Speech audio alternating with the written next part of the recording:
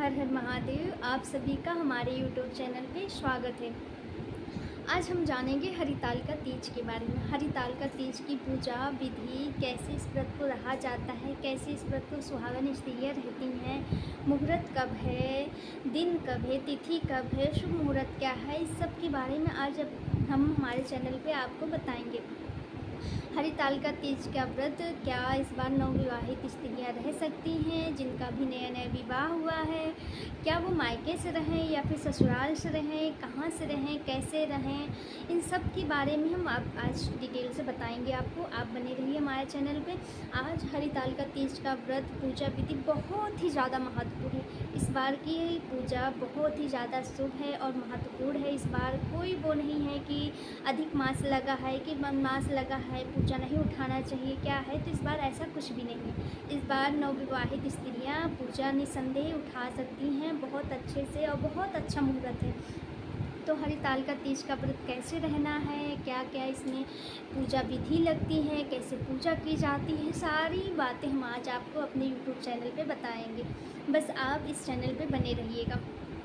तो शुरू करते हैं कि हरितालिका तीज की पूजा विधि कैसे की जाएगी, क्या नवविवाहित स्त्रियाँ रहें या ना रहें, उनके लिए क्या नियम है, क्या जो पहले से रह रही हैं उनको कैसे पूजा करना चाहिए। जो पहले से रह रही हैं उनको पूजा तो के बारे में पता भी है, पर कुछ लोगों को पूजा के बारे में नहीं पता होता। तो आज हम उनको डिटेल से पूजा, उसकी विधियाँ, हर चीज़ बताएंगे। तो हरितालिका तीज का व्रत कब रहा जाता है, कैसे रहा जाता है। हरितालिका तीज का व्रत भादोपति माह कृष्ण पक्ष अर्थात हिंदी में कहें तो भादो माह की कृष्ण पक्ष तृतीया तिथि और नक्षत्र हस्तयुक्त होना चाहिए। यह व्रत भगवान भोलेनाथ को समर्पित है। इसी व्रत को माता पार्वती ने किया था। इसी व्रत के कारण माता पार्वती को भोलेनाथ उनको पति के रूप में प्राप्त हुए। यह व्रत बहुत ही महत्वपूर्ण है। हालांकि ये व्रत इतना आसान भी नहीं है करना, पर इतना भी कठिन नहीं है। अगर आपने संकल्प ले रखा है तो यह व्रत बिल्कुल भी कठिन नहीं है। आप आराम से पूरे सच्चे मन से रह सकती हैं। इस व्रत का फल क्या होता है जानिए। तो इस व्रत से सौहागन स्त्रियों का सौभाग्य अखंड होता है। उनका सौभाग्य हमेशा बना रहता है। उनके पति की लंबी आयु होती है, दीर्घ आयु होते हैं उनके पति की, और अखंड सौभाग्य होता है। उनके पति का भविष्य उज्जवल होता है। और अगर कन्याएं इस व्रत को रहती हैं तो उनको सुंदर और सुयोग पति मिलता है। तो इसलिए यह व्रत भोलेनाथ को समर्पित है। इस व्रत को रहने से बहुत ही फल मिलता है, बहुत ही अच्छा फल मिलता है। हालांकि यह व्रत निर्जला रहा जाता है। थोड़ा तो परेशानी होगी, ऐसे ही प्रभु नहीं मिलते, ऐसे ही प्रभु नहीं मिल जाएंगे, थोड़ा तो कष्ट उठाना ही पड़ेगा। जिस दिन हरितालिका तीज का व्रत आप रखें, सुबह प्रातःकाल उठिए और ब्रह्म मुहूर्त में उठना है। सुबह नहीं उठना है ऐसे कि ऐसे 6 बजे उठ जाओ, ऐसा नहीं है। ब्रह्म मुहूर्त में बहुत सुबह उठना है। उसके बाद स्नान करना। स्नान का भी एक नियम होता है। स्नान गंगा जल में करना है। ऐसे नहीं कि पानी डाला रहे उसमें गंगा जल मिला लो, ऐसे बल्टी रहे, पहले उसमें गंगा जल थोड़ा सा डालो, फिर उसमें पानी मिलाओ, तो वह गंगा जल पूरा गंगा जल शुद्ध हो जाता है, पानी भी शुद्ध हो जाता है। तो उसमें पानी से स्नान करना चाहिए। फिर जैसे आप नित्य पूजा करती हैं, अपने मंदिर घर में जाइए, वहाँ पूजा कीजिए, जैसे पूजा करती हैं वैसे कीजिए। पर आप व्रत रखेंगे तो उसके लिए संकल्प तो लेना ही पड़ेगा भगवान के साथ, तो बताना ही पड़ेगा कि प्रभु हम आपका व्रत रह रहे हैं, तो संकल्प तो लेना ही पड़ेगा। तो आप व्रत रखें, स्नान करके मंदिर में जाइए, अपने दाहिने हाथ को ऐसे उठाइए, फिर उस पर हाथ रखिए, उसमें गंगा जल रखिए, फूल रखिए, अक्षत रखिए और भगवान के आगे संकल्प लीजिए कि हे प्रभु, मैं आपका व्रत रख रही हूँ, मेरे व्रत को आप स्वीकार कीजिए और सफल कीजिए। मुझे इस व्रत को पहली बार रख रही हूँ, तो आप मेरे व्रत को सफल बनाइएगा, अपनी अनुकंपा बनाए रखिएगा। फिर उस अक्षत, जल और फूल को भगवान के फोटो पे समर्पित कर दीजिए। अगर जो पहले से रहती है तो वो भी ऐसे ही संकल्प लें कि हे प्रभु, मैं आपका व्रत रख रही हूँ, मेरे व्रत को सफल बनाइए, अपनी अनुकंपा मुझ पर बनाए रखिएगा। और इस व्रत को करने के लिए वहाँ से संकल्प ले लीजिए। फिर आप व्रत रहिए निर्जला। उसके बाद आप दोपहर में शिवलिंग बना लीजिए। अगर घर में शिव पूजा कर रही हैं तो शिवलिंग बनाते समय सह परिवार बनाइए। शंकर भगवान के सभी परिवार के सदस्यों को बनाइए, पार्थिव शिवलिंग की तरह बनाइए। अगर घर में पूजा करना है ठीक है, बाहर पूजा मंदिर में करना है तब भी आप शिवलिंग बना सकते हैं, कोई वो नहीं। अगर मंदिर में जाके करते हैं तो फिर मंदिर में जाके करिए। अब रही बात पूजा में क्या क्या सामग्रियाँ लगती हैं, कैसे पूजा किया जाता है, तो इन सब के लिए अभी हम आपको बताएंगे कैसे पूजा किया जाता है। प्रभु की पूजा तो बहुत ही सुंदर की जाती है, फिर ऐसा लगता है कि मन उसी में लीन हो जाए। तो हम बताते हैं पूजा में क्या क्या लगता है, या पूजा किस लिए समर्पित है, या पूजा भोलेनाथ को समर्पित है। तो पूजा की विधियाँ क्या हैं, इसमें क्या क्या चीज़ें लगेंगी। तो आप सबसे पहले पूजा के लिए अगर घर में बना रहे हैं पूजा, तो शिवलिंग बनाए हैं तो उसको ऐसे ही पूजा नहीं करना चाहता। उसमें शिवलिंग पे आसन, शिवलिंग रखिए, आसन पे शिवलिंग रखिए, फिर उसके नीचे एक थाल बिछा लीजिए कुछ भी, क्योंकि जो आप भगवान को जल समर्पित करेंगे, दूध वगैरह समर्पित, वो जब ज़मीन में नहीं गिरना चाहिए, वो एक थाल में गिरना चाहिए, परात में गिरना चाहिए, ऐसे ज़मीन पर नहीं गिराया जाता। तो उसके लिए सामग्री आपने कर ली है। फिर शाम को स्नान कीजिए, नए वस्त्र पहनिए। तो नए वस्त्र में जो पहली बार व्रत रही हैं वो एकदम नया वस्त्र पहनेंगे, वो पुराने वस्त्र का उपयोग नहीं करें। वो जितनी भी सुहाग की चीज़ें हैं सारे, पहली बार व्रत है तो नया नया सब चलेगा। भगवान को पहली बार पूजा कर रहे हैं, पहली बार पाठ कर रहे हैं, तो वो सारे वस्त्र गहने वगैरह सारी चीज़ नए पहने।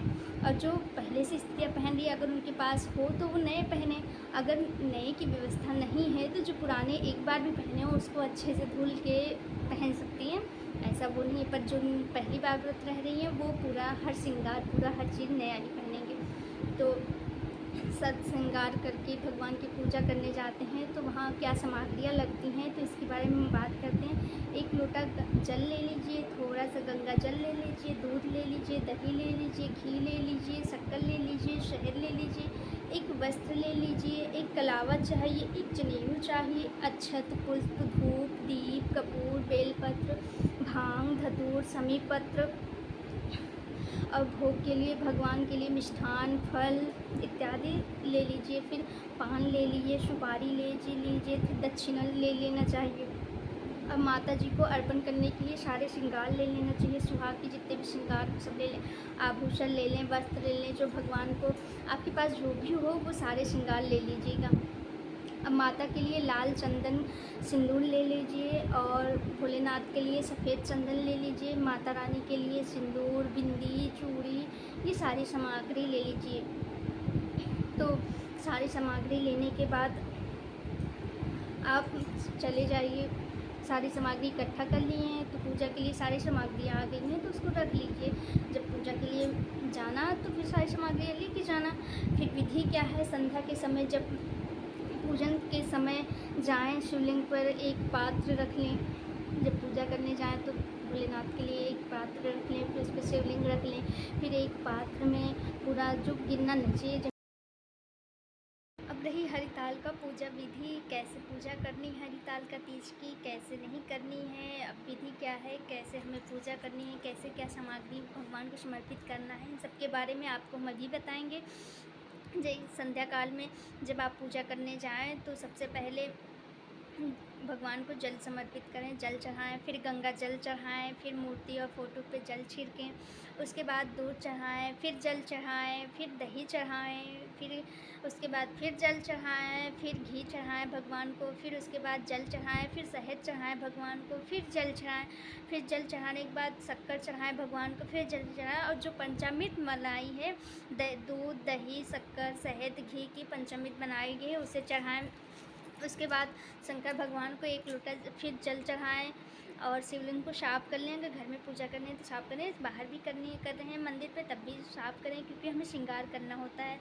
तो उसके बाद सबसे पहले भगवान शंकर को कलावा चढ़ाइए, उसके बाद कलावा चढ़ाने के बाद जनेऊ भगवान को पहनाइए, भगवान को जनेऊ पहनाने के बाद लाल चंदन माता रानी को लगाइए, और सफ़ेद चंदन शंकर भगवान जी को चढ़ाइए, अक्षत चढ़ाइए, फूल चढ़ाइए, दूध अक्षत चढ़ाइए, फूल चढ़ाइए, मंदार चढ़ाइए, समीपत्र चढ़ाइए, शिवलिंग पर अर्पण कर दीजिए, और जो फूल, बेल पत्र, भांग, धतूरा ये सब चढ़ाइए, फिर भगवान को फूल समर्पित कर दीजिए। उसके बाद धूप अर्पण कर दीजिए। धूप चढ़ाने के बाद माँ भगवान को भोग लगाइए, मिष्ठान जो आप लाए हैं, फल लाए हैं, उसको भगवान का भोग लगाइए। फिर पान सुपारी अर्पण कर दीजिए, माता को श्रृंगार चढ़ा दीजिए। फिर माता रानी को श्रृंगार चढ़ाने के बाद माता रानी से आशीर्वाद ले लीजिए। आशीर्वाद लेने के बाद फिर वहाँ कथा सुनिए। मंदिर में है तो मंदिर में कथा श्रवण कीजिए। अगर घर पे हैं तो घर पे किसी से कह दीजिए, आप कथा कह दीजिए, सुन लीजिए। नहीं तो फ़ोन के माध्यम से कथा सुन लीजिए। आजकल तो बहुत फ़ोन के माध्यम से सभी सुनते हैं, सभी जानकारी देते हैं। जैसे हम आपको फ़ोन के माध्यम से जानकारी दे रहे हैं, वैसे आप कथा भी फ़ोन के माध्यम से सुन सकते हैं। फिर आने लगे तो माता का आशीर्वाद लेके आरती करके भगवान भोलेनाथ माता पार्वती का आरती कीजिए। फिर आइए घर पे कीर्तन कीजिए, पूजा कीजिए, पाठ कीजिए। और रही बात पूजा का शुभ मुहूर्त, तो हमें बता ही नहीं। पूजा का शुभ मुहूर्त शाम 5:45 से 7:24 के मध्य आरंभ होगा। मतलब 5:45 से 7:24 के बीच में प्रारंभ होगा। यह शुभ मुहूर्त होता है। प्रदोष काल ही तो भगवान भोलेनाथ का शुभ मुहूर्त होता है। प्रदोष काल में ही पूजा की जाती है। इस माध्यम से हमें जितना पता था हमने आपको बता दिया। हर हर महादेव। आशा करते हैं कि आप हमारे चैनल पे ऐसे ही बने रहेंगे। बहुत बहुत धन्यवाद आपका हमारे चैनल पे आने के लिए, हमें सुनने के लिए, हमें पसंद करने के लिए। ऐसे ही आप सब भी हम अपना प्रेम बनाए रखिए। हर हर महादेव।